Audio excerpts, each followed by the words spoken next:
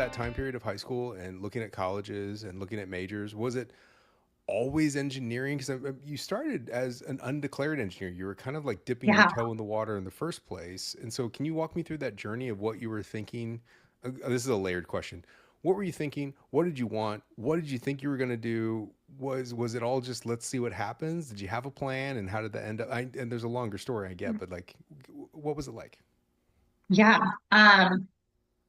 So in high school, I knew I was good at math and science and was not as strong at the social sciences and the writing and the English.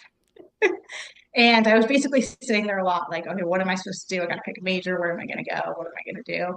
And the more I looked at it, everyone's like, well, you like math and science and you really like helping people. You sound like an engineer. Like, Yeah, you should go study engineering, which is really funny because the more I talked to my classmates, we all had like very similar epiphanies at like 16 years old. yeah, And that's yeah. how we ended up in engineering. But that was kind of what brought me towards it. And then I loved SC because I had the option to do an undeclared engineering major, which isn't a real major. Like I realized later, you actually have to declare one. You Yeah, can't just graduate as an engineer. yeah. It's just a But it starting gave point. me Yeah. the option.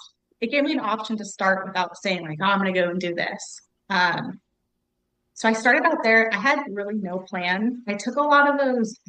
It's the era of the BuzzFeed quizzes and all of the online quizzes. So I spent the summer before college like taking quizzes, like what type of engineer should I be, and trying to get any semblance of what I should be because I had no idea. I looked at the course catalogs to see which classes looked interesting because I'd have to take 4 years of those classes and was not really figuring it out. I registered at orientation as computer science business admin. I took one of those quizzes. I re-registered 2 weeks before classes as electrical engineering. And then a week into classes, I re-registered and dropped all my EE classes and re-registered as industrial and systems engineering. I stuck with that. I graduated as that. But it was the intro to EE class where I realized it was not for me. So I was Mm, glad that I took that yeah. class and I started and realized on day one when everyone got super excited reading the syllabus for the year and it looked horrible to me. But that's so my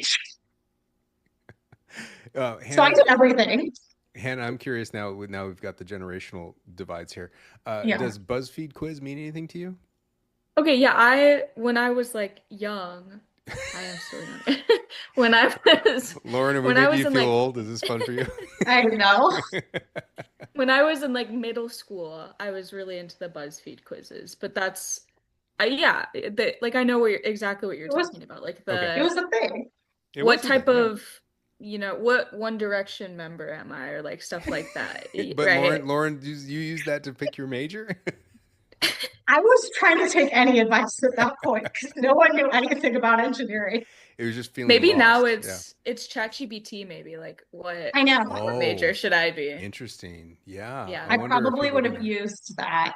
Actually, you know what? After this, I'm going to go ask ChatGPT to help me pick an engineering major and see what it picks for me.